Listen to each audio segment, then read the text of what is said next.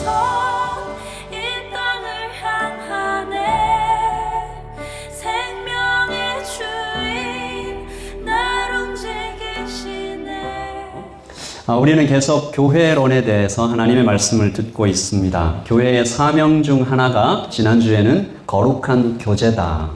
우리 세 가지를 함께 나누자고 말씀을 나눴었는데 기억나십니까? 시간을 나누자, 돈을 나누자, 그리고 약하지만 마음을 나누자.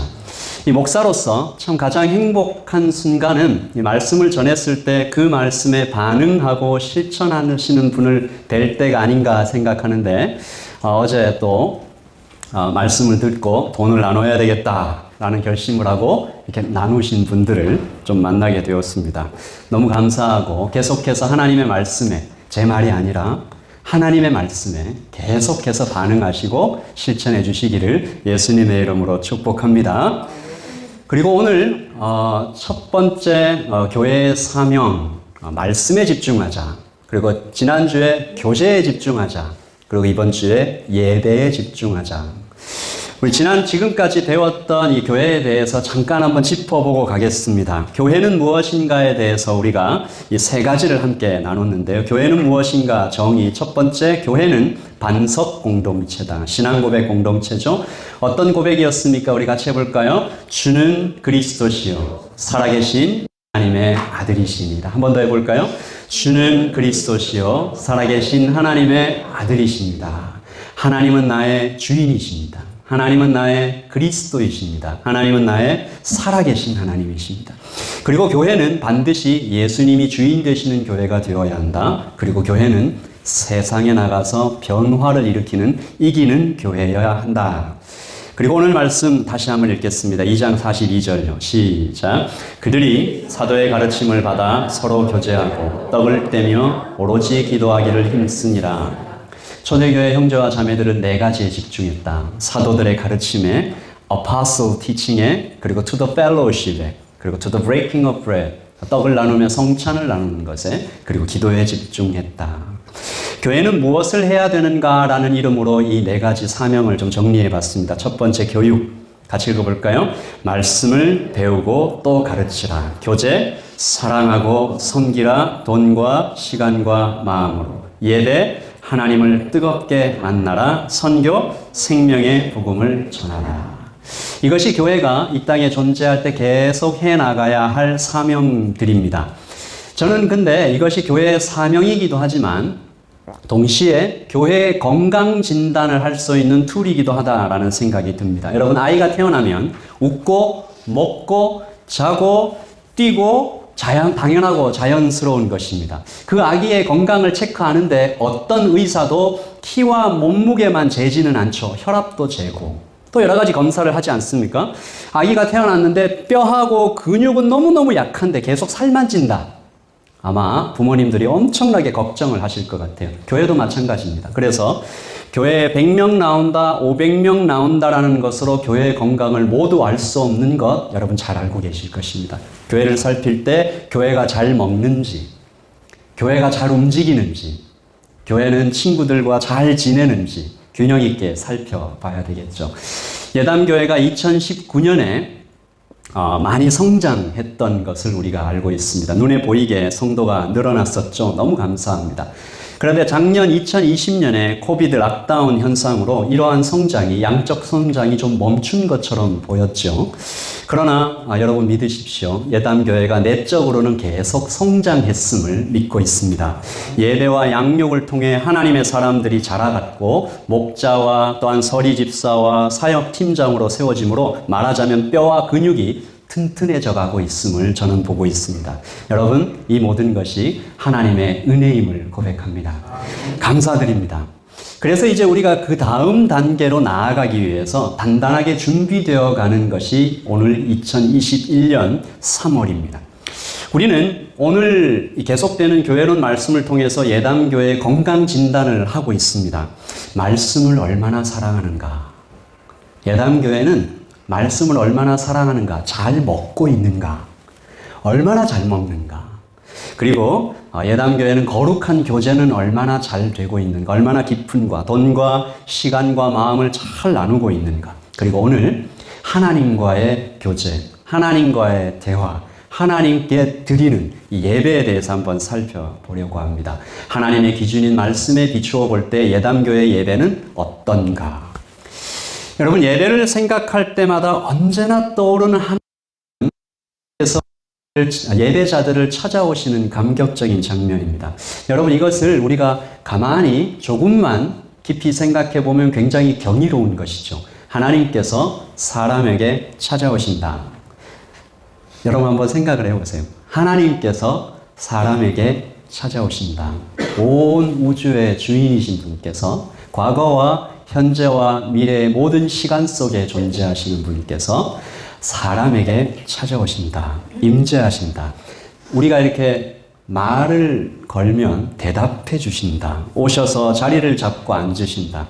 하나님의 무한하신 크기와 능력을 생각할 때 이것은 언제나 경이롭습니다. 인간의 한없이 작고 연약함을 생각해 볼 때 이것은 언제나 신비로운 것이죠. 그러므로 올바른 예배가 드려지는 현장에서 하나님께서 찾아오시고 사람은 그때 하나님께 온전한 예배를 드리면 그 현장에는 항상 놀라운 일들이 일어났던 것을 역사가 증명하고 있습니다. 오늘 말씀 43절을 읽어볼까요? 사람마다 두려워하는데 사도들로 말미암아 기사와 표적이 많이 나타나니. 아멘. 이 말씀 읽을 때마다 우리 모두가 함께 드리고 싶은 기도가 있습니다. 이런 예배를 자주 드리고 싶다. 세상이 보고 깜짝 놀라는 예배, 기사와 표적을 온몸으로 경험하는 예배. 이것은 제가 꼭 어떤 현상을 말씀드리는 것뿐만이 아니라 겉으로는 아무 일이 일어나는 것 같지 않아도 내 안에 폭포수처럼 놀라운 성령의 은혜와 깊은 하나님과의 만남이 일어나는 그런 예배를 우리 성도들과 다 함께 드리고 싶은 것입니다. 혹시 여러분들도 이런 예배를 드리고 싶으십니까? 아멘이시죠. 그런데 우리가 드리는 예배 가운데 여러분 이제 제가 이런 말씀을 드리면 몇 분이 이렇게 생각할 거예요. 내가 그런 예배를 드렸던 것이 언제쯤이었을까? 한 1년 전이었나? 또 어떤 분은 그래 내가 고등학교 때는 그런 예배를 드렸었지. 작년에는. 여러분 혹시 지금 현재 하나님과 깊이 있게 교제하고 내가 하나님께 드리는 것과 하나님과의 대화는 이 아주 투명한 교제가 있는 대화가 있는 그런 예배, 깊은 예배를 자주 경험하지 못하고 있다면 우리는 생각해 봐야 됩니다. 이것은 생각해 볼 때 너무너무 이상한 일이거든요. 한번 생각해 보십시오. 의심할 여지 없이 하나님은 우리와 아주 가까이 계십니다. 우리 안에 들어와 계십니다. 그리고 하나님께 제가 이렇게 하나씩 말씀드릴 때 특별히 이때 한번 여러분에게 허락하겠습니다. 저는 그렇게 생각하지 않습니다. 이렇게 생각하시면 손을 들어주십시오. 하나님은 우리를 너무 사랑하십니다. 기꺼이 죽으실 정도로 사랑하십니다.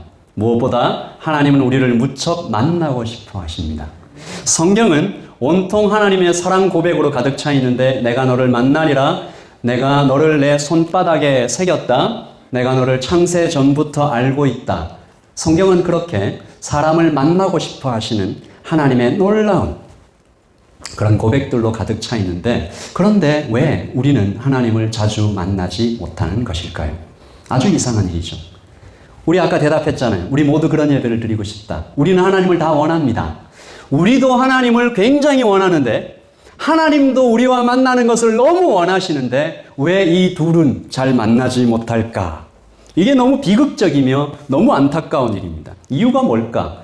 그러면 이유가 하나님 편에 있을까? 아니죠. 하나님께서는 모든 방법으로 우리가 하나님을 만날 수 있도록 길을 열어두셨습니다. 말씀을 기록하셨고 이 구약대를 보면 꿈으로 환상으로 선지자의 입술로 심지어는 동물들의 입을 통해서도 하나님은 말씀하셨고 들으셨습니다. 그래도 잘 모르니까 직접 사람의 모습으로 오셨고 그 말씀을 기록하신 것이죠. 그러므로 문제는 우리에게 있는 것 같아요. 왜 만나지 못할까? 늘 예배의 자리에 나오는데 매주 한 번씩 혹은 더 자주 말씀도 있는데 심령에 왜 기쁨이 없을까? 마음은 왜 건조하실까? 예배와 성도의 교제를 자꾸만 내 삶에 이렇게 좀 지루한 것으로 밀어내고 있다면 우리는 오늘 그 이유를 찾아보려고 합니다. 여러 가지 이유가 있겠지만 그중 한 3가지를 함께 좀 묵상해보고 나누려고 하는데요. 아무쪼록 우리가 사는 동안에 하나님 기뻐하시는 예배를 날마다 드리시기를, 그래서 성령 하나님께서 마음껏 역사하시는 예배의 현장을 늘 누려가시기를 예수님의 이름으로 축복합니다. 소원합니다. 우리 첫 번째, 예배는 이래야 한다. 예배는 매일의 예배여야 합니다. Every day. 날마다 마음을 같이하여 성전에 모이기를 힘쓰고, 같이 읽을까요? 집에서 떡을 떼며 기쁨과 순전한 마음으로 음식을 먹고. 성경은 이 초기 기독교 성도들이 날마다 마음을 같이 했다. 매일 모여서 예배했다. 라고 기록하고 있습니다. 여러분, 이 대목에서 여러분이 오해하지 마시면 좋을 것은 예배당에 자주 오라는 이야기를 드리는 것이 아닙니다. 물론 모이기에 힘쓰는 것은 아주 좋은 것입니다. 우리가 팬데믹 사태를 통해서 만나지 못할 때 만나는 예배, 모이는 예배가 얼마나 중요한지 우리는 보았습니다. 그러나 몸만 나오면 되는 것일까? 또 얼마나 자주 나와야 충분한 것일까? 일주일에 몇 번 나오면 오늘 이 말씀을 이룬 것일까? 주일만 예배하면 하루 예배자, 수요일까지 나오면 이틀 예배자, 새벽 기도까지 나오면 7일 예배자, 이렇게 급이 나누어지고 어떤 예배의 격이 달라지는 것일까? 그런 것 아닙니다. 다시 한번 말씀드리지만 자주 모여 예배하는 것이 좋은 것임을 한 번 더 말씀을 드립니다. 특별히 이번에 이 직분을 맡은 분들은 주중에 꼭 한번 교회에 나오셔서 예배하시면서 주일 외에 한 번 이상 예배에 오셔서 함께 예배하시기를 강력히 권합니다. 혼자 드리는 개인 예배도 너무 중요하지만 공동체로 함께 모여 드릴 때 예배의 은혜가 더욱 넘침을 여러분 잘 알고 계십니다. 그러므로 개인 예배와 공동체 예배는 항상 함께 가야 됩니다. 주님께서도 마지막 날이 가까울수록 더욱 모이기에 힘써야 함을 주께서 말씀하셨음을 믿습니다. 아멘. 그러나 매일의 예배는 단순하게 예배당에 자주 모여서 예배하자는 이야기를 드리는 것이 아닙니다. 이것을 포함하지만 매일 예배는 우리의 삶 전체를 드리라라는 것입니다. 이것은 일상의 예배라고 부를 수 있습니다. 어디에나 계신 하나님과 동행하는 예배, 옆에 있는 가족과 가정에서 함께 드리는 예배, 일터에 나가서 일을 시작하기 전에 잠깐 드리는 예배, 공부하고 일을 함에 있어서도 하나님을 의지하면서 드리는 계속되는 예배, 만나는 이들과 카페에서 대화를 나누면서도 그 하나님의 마음으로 그분의 마음을 살피려는 그 예배의 태도, 이 모든 것을 다 포함하는 것입니다. 이것을 모르는 사람은 없습니다. 예배를 그렇게 드려야 한다고 다 같이 생각하시죠. 그런데 왜 하나님이 예배당에만 계신 것처럼 생각하고 행동하는 것일까요? 왜 우리는 하나님이 예배당에만 계신 것처럼 생각하고 행동하는 걸까요? 제가 참 좋아하는 찬양의 가사 중에 나를 향한 주의 사랑 산과 바다에 넘치니 내 마음 열 때 주님 나에게 참 자유 주셨네. Over the mountains and the sea and I will open up my heart. 여기 보면 내가 마음을 열기만 하면 산과 바다에 넘쳐있는 하나님의 그 함께 하심 임재를 알 수 있다. 그래서 나는 손을 높이 들고 언제나 주님의 사랑을 노래한다 라고 노래하고 있죠. 찬양은 우리에게 늘 함께 계시는 주님을 매일 높여 예배할 때 참 자유가 있다라고 고백합니다. 눈에 보이지 않지만 여기 이 예배당에도 계시고 내 안에도 계시고 매일의 삶 속에서 숨쉬고 기동하며 웃고 웃는 우리의 모든 이야기 속에 하나님께서 함께 계십니다. 여러분의 눈물과 한숨 속에 하나님이 계십니다. 절망과 아픔 속에서도 함께 계십니다. 집에서 잡초를 뽑으며 기도하는 그 순간에도 여러분 하나님께서 함께 계십니다. 설거지를 할 때도 운전을 할 때도 그 노동과 섬김 속에서도 주님과 동행하며 임재를 누릴 수가 있습니다. 이것이 매일의 예배, 일상의 예배입니다. 자, 그러면 여러분에게 이제 한 가지 질문을 드려보겠습니다. 이 매일의 예배의 반대말은 뭘까요? 우리 매일 예배 드려야 된다, 일상의 예배를 드려야 된다라고 얘기하는데 그러면 이 반대말은 뭘까요? 하루 예배인가요? 하루만 드리는 예배인가요? 아닙니다. 매일 예배의 반대말은 페르소나 예배입니다. 페르소나는 가면이라는 뜻입니다. 그리스의 배우들이 연극을 할 때 쓰는 가면입니다. 이 예배를 가면 쓴 예배라고 제가 이름을 지어봤습니다. 예배를 연기하는 것입니다. 일주일간 전혀 예수님과 상관없이 살다가 교회용 가면으로 바꿔 쓰고 교회에 오는 것입니다. 이 사람에게 아마 여러 가지 가면이 있는 것 같습니다. 목장 예배 갈 때는 또 목장 예배용 가면이 있을지도 모르겠어요. 이런 사람은 주일에 와서 드리는 예배를 마치 주유소처럼 생각합니다. 내가 뭔가를 얻어가야지. 위로를 받고 용기도 얻고 또 어쩌면 운동하기 전에 몸을 푸는 웜업이나 스트레칭처럼 생각합니다. 일주일간 거의 들여다보지 않았던 나의 영혼에 영차 시동을 거는 것처럼 주일 예배를 생각합니다.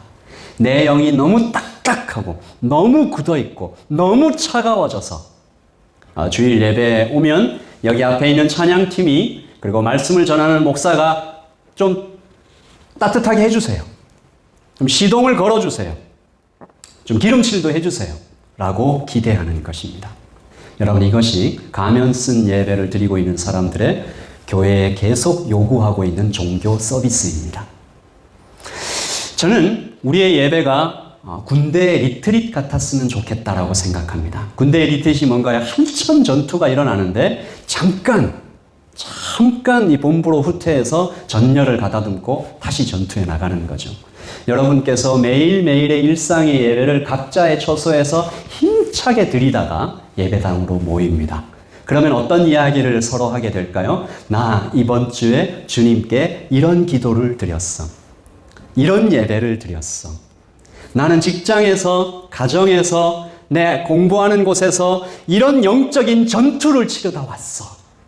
너는 어땠어? 하나님께서 어떤 말씀을 주셨어? 하나님의 은혜는 그 현장 가운데서 어떻게 임하셨어? 그 삶과 경험이 그 연장선상에서 주일 예배에서 함께 나누어지는 것이죠. 기도 제목이 저절로 나오겠죠. 여러분, 이 초대교회 성도들이 기도에 힘썼다, 기도에 집중하였다라는 말의 의미가 바로 여기에 있다라고 저는 믿습니다. 초대 교회의 기도는 그러므로 마치 호흡과도 같았습니다. 언제 어디서나 어떤 상황에도 그들이 기도했고 그 기도 자체가 예배였고 동시에 일상이었고 그 기도가 공동체 예배에 함께 모였을 때 완전히 폭발하는 거죠. 가면 쓴 예배. 일주일간 전혀 하나님과 관계없이 살다가 교회용 가면으로 바꿔 쓰고 오는 사람들의 진짜 문제가 무엇인가? 그가 드리는 공적 예배 또한 결코 깊어질 수 없다라는 것입니다. 하나님께서 연기하는 예배에 응답하실까요? 그는 누리지 못합니다. 성경은 그런 사람들을 마당만 밟고 가는 사람들이라고 기록하고 있고, 그리고 그의 마음은 아주 쉽게 판단자의 마음으로 변합니다. 찬양은 왜 이래? 왜 내 마음을 이렇게 감동시켜주지 못하지? 설교가 왜 이래? 오늘의 종교 서비스가 나를 만족시켜주지 못한다는 태도로 그가 예배할 수 있다는 것입니다. 이것은 아주 위험한 것입니다. 여러분, 그러므로 매일매일 일상의 예배를 하나, 둘, 셋, 넷 드리면서 차곡차곡 쌓여지고 깊어지고 넉넉해진 성도는 이 공동체 예배로 모일 때 중보자가 됩니다. 교회를 끌어안고 예배를 세상을 품어안고 주님 앞에 나와 그의 시선에는 좀 어려운 부분들이 보입니다. 연약한 부분들이 보입니다. 도와야지. 거룩한 사역을 감당합니다. 그러므로 오늘부터 여러분 예단교회 모든 성도들은 일상의 예배를 멈추지 않으시기를 예수님의 이름으로 축복합니다. 5분도 좋습니다. 하나님과 딱 독립되어 있는 나의 순간들. 10분도 좋습니다. 하나님, 주님을 부르십시오. 기도 제목이 복잡하지 않아도 됩니다. 예수님, 예수님, 예수님, 예수님. 이 짧은 단어 안에 모든 것을 다 포함시킬 수 있습니다. 주님께서 응답하시겠죠? 아침에 읽었던 말씀을 하루 종일 계속 중얼거리십시오. 그러면 그 말씀이 당신을 지키실 것입니다. 그것이 충분히 쌓여서 주일 예배에 오실 때 여러분의 발걸음은 기대로 잘 것이고 그 기도 예배 가운데 하나님의 놀라운 신비를 경험하게 될 것입니다. 그래서 매일 예배는 반드시 매일 예배가 되어야 합니다. 두 번째, 예배는 모두의 예배가 되어야 합니다. 여러분 이제 바로 시작해 볼까요? 모두 예배의 반대말은 뭘까요? 그러면 모두 예배의 반대말, 모두 함께 드리는 예배의 반대말, 개인 예배입니까? 아닙니다. 모두 예배의 반대말은 구경꾼 예배입니다. 오늘 말씀을 다시 한번 읽겠습니다. 시작. 믿는 사람이 다 함께 있어 모든 물건을 서로 통용하고, 물건만 나눴을까요? 마음을 함께 나눕니다. 마음만 나눴을까요? 교회에 함께 해나가야 할 사역도 함께 나누었겠죠. 기도 제목, 그리고 모든 것들, 그리고 예배에 함께 참여했을 것입니다. 함께 찬양하고, 함께 기도하고, 함께 봉사하고, 서로 손을 잡고, 이 예배가 우리가 다 함께 드리는 것이다. 너와 내가 모두가 만들어가는 것이다. 여러분, 예배를 만약에 오케스트라라고 비유한다면 여러분 한번 대답해 보십시오. 연주자가 있고 관객이 있고 지휘자가 있는데, 이 중에 지휘자는 우리 예배 중에 누구일까요? 우리가 드리는 이 예배가 오케스트라라면 이 중에 지휘자는 누구일까요? 목사입니까? 아닙니다. 목사와 여러분 모두 똑같이 연주자입니다. 여러분은 기타를 연주하시고, 저는 바이올린을 연주하고, 옆에 있는 사람은 드럼을 연주하고, 연주하는 악기가 다른 것이죠. 물론 목사가 말씀을 통해 성령께서 일하시는 통로가 되어주지만, 그럼 지휘자는 누구신가요? 지휘자는 성령 하나님이십니다. 아멘이십니까? 악보는 성경입니다. 그러므로 예배를 잘 드리려면 목사도 성도도 성령 하나님께서 기록하신 그 성경 말씀에 집중해야 합니다. 자, 그러면 관객은 누구예요? 관객은 세상 사람입니다. 관객은 이 교회에 처음 와서 혹시 예배에 처음 참석한 아직 거듭나지 못한 어떤 영혼일 수 있습니다. 그분은 여기 와서 연주자들이 함께 연주하는 이 예배의 합주곡을 구경할 수 있습니다. 우와, 예배가 이런 거구나. 세상 사람들은 또 그렇습니다. 축구팀도 그래요. 누가 선수입니까? 저와 여러분입니다. 그러므로 감독은 성령 하나님이시죠. 세상 사람들이 관중이죠. 여러분, 구경꾼이 많은 것은 좋은 것이죠. 예배에 관객들이 많이 와서 예배를 구경하고, 야, 불신자가 많은 거 참 좋은 일입니다. 구경길이라도 자주 오면 좋겠어요. 제가 청년 한 명과 이런 얘기를 나눈 적이 있습니다. 욕도 좀 하고 나쁜 짓을 좀 하는 친구라도 교회에 나오는 것이 100번 좋다. 착하게 살면서 교회에 안 나오는 것보다 그런 친구가 훨씬 좋다. 그래서 저는 교회에 예배 구경꾼이 참 많은 것은 좋다라고 생각합니다. 그들이 언제 구원을 받고 하나님 자녀가 될지 모르기 때문입니다. 그러나 여러분 잘 들으십시오. 이제부터 성도는 결코 관객이 되어서는 안 됩니다. 성도는 결코 구경꾼이 되어서는 안 됩니다. 이것은 무척 부끄러운 일이며 무척 속상한 일이어야 합니다. 제가 최근에 이 어린아이들이 하는 공연을 가서 구경한 적이 있는데, 여러분 어린아이들도 이것을 알아요. 그 공연을 하는데 자신의 차례를 기다리며 무대 뒤에 이 휘장 뒤에서 내가 언제 나가지 하면서 계속 지켜보는 그 아이의 눈동자를 내가 본 적이 있습니다. 그런데 그 아이한테 누가 와서 너는 오늘 구경꾼 해. 너는 오늘 무대에 못 나가 라고 얘기하면 그 아이가 뭐라고 할까요? 감사합니다. 이렇게 할까요? 으앙 하고 눈물을 터뜨리겠죠. 왜 울어요? 모두 연주자이고 모두 선수인데 왜 나를 뺍니까? 이거잖아요. 여러분, 그러므로 예배에 있어서 구경꾼이 되고 관객이 되는 것은 너무 속상하고 너무 부끄러운 일이어야 한다는 것입니다. 많은 성도들이 예배 드림에 있어서 구경꾼의 자세를 가지고 있음을 봅니다. 이것은 부끄러운 일인 동시에 하나님을 무척 슬프게 하는 것이죠. 하나님은 우리를 부르실 때 단지 구원만 받으라고 부르지 않으셨습니다. 한 몸을 이루어라. 너에게 파트가 있다. 너는 손의 일을 해야 돼. 너는 발의 일을 감당해야 돼. 그러므로 우리 예담교회 성도님들은 예배 중 누구도 방관자가 되지 마시기를, 전심으로 하나님을 예배하고 하나님께서, 성령 하나님께서 우리에게 말씀하시는 너는 이 파트를 감당하며 몸을 이루어야 돼. 고린도전서 12장 12절이죠. 같이 읽을까요?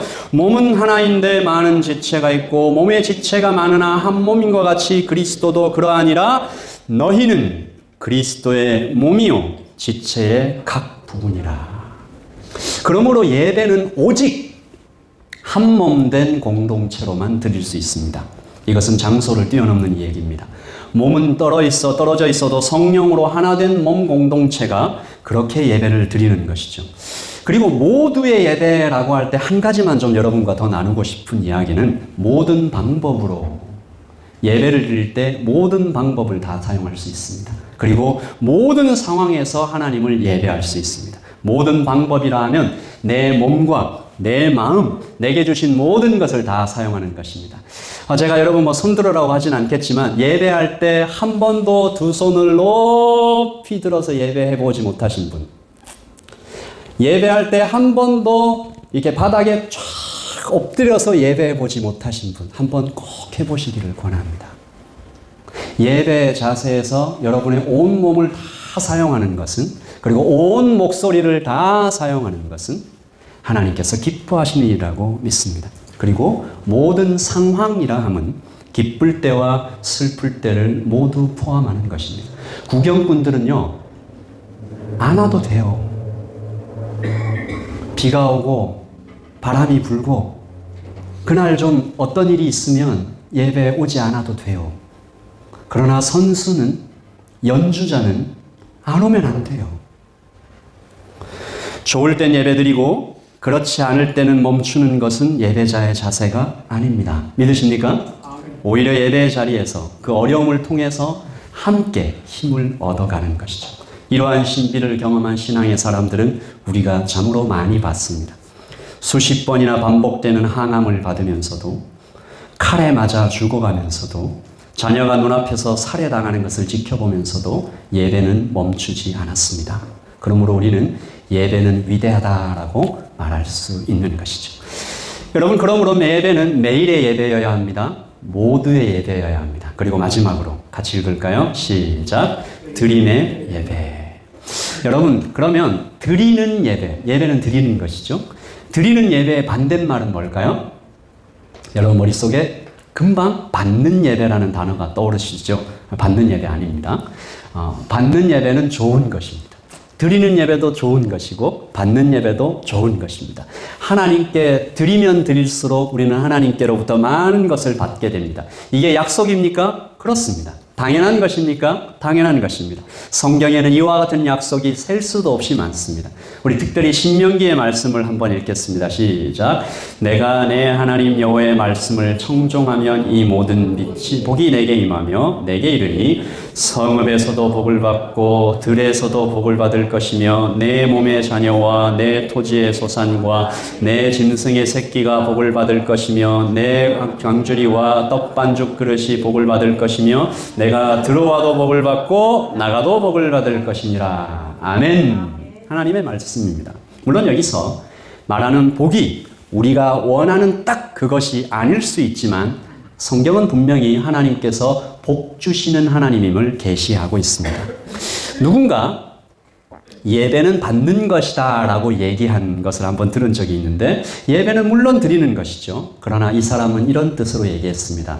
우리가 드리는 것에 비해 하나님께 받는 것이 너무 많아서 차마 드린다고 말할 수 없었다.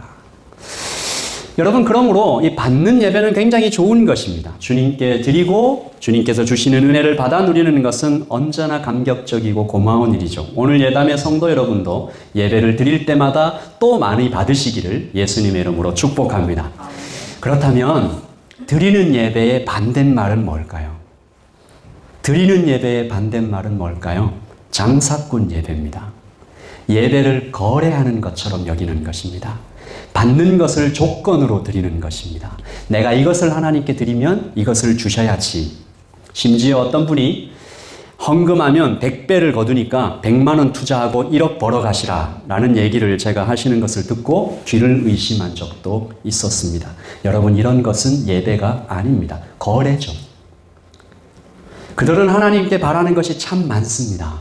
또 하나의 문제는 이렇게 예배를 거래라고 생각하는, 신앙을 거래라고 생각하는 사람이 교회를 무척 어렵게 만들 수 있다는 사실입니다. 여러분도 많이 보셨겠죠. 내가 낸 헌금이, 내가 낸 헌신은 반드시 어떤 형태로든 돌려받아야 된다.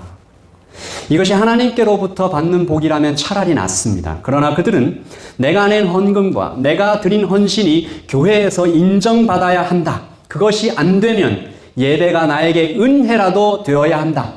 그래야 내 돈이, 내 헌신이 아깝지 않지. 그런 마음으로 예배에 나옵니다. 하나님은 이런 사람에게 강하게 경고하십니다. 다시는 헛된 재물을 가져오지 마라. 다 쓸모없다. 분양하는 것도 나에게는 역겹고 초하루와 안식일과 대회로 모이는 것도 참을 수가 없고 거룩한 집회를 열어놓고 못된 짓도 함께하는 것을 나는 더 이상 견딜 수가 없다. 하나님께서 예배 모라토리움, 예배 중단 선언을 하신 것입니다. 하지 마라! 예배가 나에게 역겹다. 견딜 수 없다. 다 쓸모없다. 여러분, 이 중에 앉으신 그 누구도 예배를 거래처럼 여기시는 분이 한 분도 없으시기를 다시 한번 예수님의 이름으로 축복합니다. 그러면 올바른 마음으로 드리는 예배는 어떤 것일까요? 하나님께서 받으시는 예배는 어떤 예배일까요? 얼만큼 드려야 될까요? 얼마나 길게, 얼마나 많이, 어떤 정성으로 드려야 받으실까? 기준이 있습니까? 잘 모르겠어요. 그런데 아시는 분이 계십니다. 하나님께, 아버지께 참되게 예배하는 자들은 영과 진리로 예배할 때가 오나니 곧 이때라. 아버지께서는 자기에게 이렇게 예배하는 자들을 찾으시느니라. 24절 같이 읽을까요? 하나님은 영이시니 예배하는 자가 영과 진리로 예배할지니라. 아멘. 그러므로 여러분이 일상의 예배를 드리실 때, 모두의 예배를 드리실 때 정말 하나님께 내 모든 것을 드리고 싶다는 마음으로 순전하게 나와서 예배하실 때 여러분은 누구에게 여쭤보아야 합니까? 성령 하나님께 인도를 받아야 합니다. 말씀을 읽어서 하나님, 제가 예배할 때 주님, 제가 드리는 이 예배가 하나님을 기쁘시게 하는 오직 하나님께만 영광이 되는 예배 되기를 원합니다. 그래서 이렇게 예배하는 사람들은 내가 드린 것을 잊어버립니다. 많은 것을 드리고도 내가 드렸다고 생각하지 않습니다. 모든 것이 주님의 것이기에 시간도 물질도 마음도 드릴 수 있어서 오히려 감사합니다. 받은 은혜에 비해서 너무 많이 내가 너무 많이 적게 드린 것 같아서 오히려 주의 은혜를 묵상하게 됩니다. 여러분, 예배를 거래처럼 여기는 사람들이 흔히 빠지게 되는 또 하나의 함정이 예배를 형식적으로 만드는 것인데요. Give and take. 이만큼 인풋을 드리면 이만큼 아웃풋이 나와야지. 이들은 마치 공연을 기획하는 것처럼 예배를 디자인합니다. 이때 이런 음악이 들어가고, 이때 조명을 어둡게 하고, 이때 누군가 나오고, 이렇게 give and take, input, output, 이렇게 하면 예배가 좀 은혜롭겠지. 로이드 존스 목사님이 부흥이라는 책에서 이렇게 말했습니다. 교회에서 부흥이 떠나면 프로그램이 그 자리를 차지합니다. 물론 그런 것들이 필요함을 저도 압니다. 그러나 분명히 우리는 성령님을 소멸하는 위험에 처해 있습니다. 모든 항목이 정해져 있고 시간이 정해져 있습니다. 순서지에 적힌 모든 것을 다 진행한 다음 11시에 시작한 예배는 반드시 12시에 축도로 마쳐야 한다라고 말합니다. 문제는 우리가 성령님께 기회를 드리고 있느냐라고 하는 것입니다. 프로그램에 너무 묶여 있어서 성령께서 역사하실 틈이 없지 않습니까? 어째서 이렇게 형식적이 되었습니까? 모든 것을 이처럼 묶어놓는 것은 무엇 때문입니까?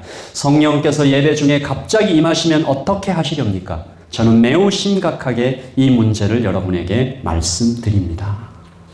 그러므로 드린다라고 할 때 이 드린다라는 것의 또 하나의 의미는 하나님, 저의 통제권을, 우리의 권리를, 우리가 이 컨트롤하고 싶은 모든 생각을 다 포기합니다.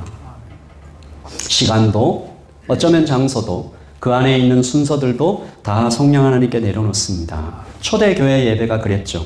성령에 의해 예배가 드려졌기 때문에 사람들은 이 다음에 무슨 일이 일어날지 알 수가 없었고, 그것은 사람들을 기대감으로 굉장히 가득 차게 만들었다고 합니다. 제가 한국의 한 목사님께서 어떤 중고등부를, 중등부였죠. 중등부를 맡아서 사역을 시작하셨는데 도대체 이 중등부 아이들이 영혼이 나간 것처럼 말씀을 안 듣는 거죠.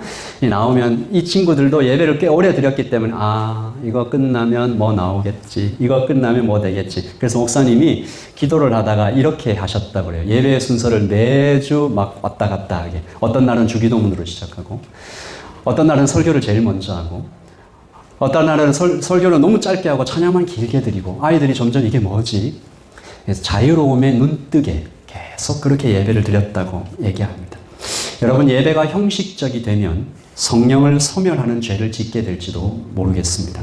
형식적인 예배는 사람을 만족시킬 수 있을지 몰라도 하나님을 기쁘시게 하는 예배와는 거리가 멉니다. 그래서 저는 오늘 여러분에게 전할 말씀을 묵상하면서 하나의 깨달음을 얻게 됩니다. 왜? 많은 청년과 청소년들에게 언제 예수님 만났냐고 물어보면 대개 수련회입니다. 코스타입니다. 청사모입니다. 왜 그렇게 얘기할까? 왜일까? 여러분, 이들에게 매일의 예배가 부분적으로 그 가운데 일어났다는 것이죠. 2박 3일 동안 계속 예배한 것입니다.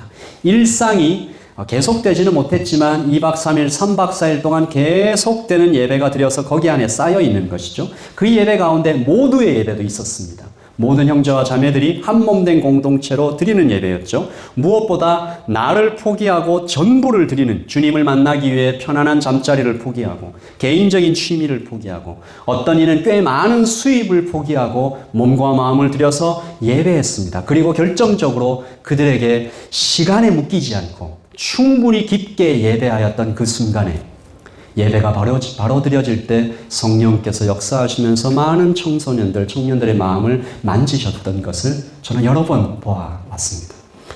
여러분, 저에게도 개인적으로 그런 일이 있었던 적이 있었습니다. 대학생 때 제가 폐결핵에 걸려서 목사님께서 그 약도 먹지만 하나님께 나와서 깊은 예배를, 깊은 기도를 드리면 어떻겠냐. 철야 기도를 매일 좀 하시라라고 권했는데 제가 목사님, 제가 밤잠이 너무 많아서 힘든데 새벽 기도로 하면 안 되겠습니까? 라고 지금 생각해보면 참 철없는 대답을 했었죠.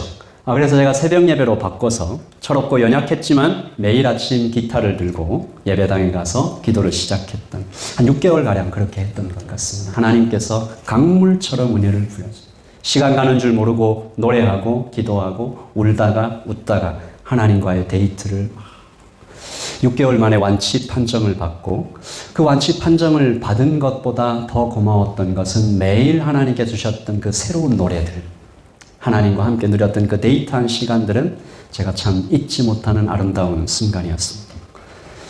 여러분, 예단교회 모든 성도 여러분, 오늘 우리가 성령께서 마음껏 역사하시는 예배의 현장을 날마다 경험하시기를 예수님의 이름으로 소망합니다. 그래서 우리 교회에도 하나님의 말씀이 말씀 그대로 온전히 성취되기를, 이루어지기를 기대합니다.